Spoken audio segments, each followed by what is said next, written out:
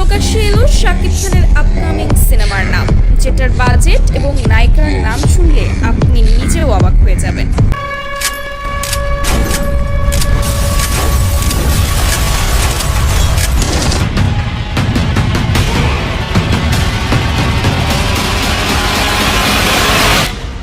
বেশ কিছুদিন ধরে সোশ্যাল মিডিয়া জুড়ে গুঞ্জন উঠেছিল শাকিব খানের পরবর্তী সিনেমার নাম কি হবে, আর কবেই বা শুটিং শুরু হচ্ছে, নায়িকাই বা কে হচ্ছেন, ইত্যাদি ইত্যাদি।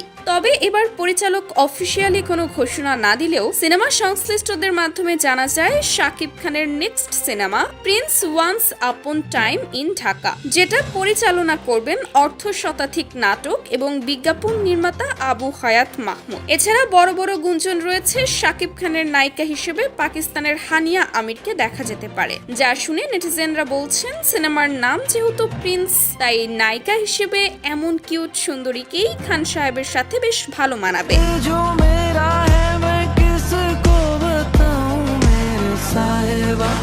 বর্তমানে চলছে প্রি প্রোডাকশনের কাজ। আগামী মাসের শেষের দিকে শুরু হতে পারে এই সিনেমার প্রথম লটের শুটিং। বিগ বাজেট এবং বিশাল আয়োজনে দেশে এবং দেশের বাহিরে সব লোকেশনে শুট করা হবে এই সিনেমার, যা বরবাদ তাণ্ডবের সমস্ত রেকর্ড ভেঙে দিবে বলে দাবি শাকিবিয়ানদের। প্রতীক্ষিত সিনেমাটি 2026 সালের ঈদ উল ফিতর উপলক্ষে মুক্তি দেওয়ার পরিকল্পনা রয়েছে। সে অনুযায়ী সময় ধরেই শাকিব খানকে যুক্ত করা হয়েছে প্রজেক্টে। শোনা যাচ্ছে সিনেমাটিতে আরও অভিনয় করবেন অভিনেতা তারিক আনাম খান, দিলারা জামান এবং শাহিদুজ্জামান সেলিম।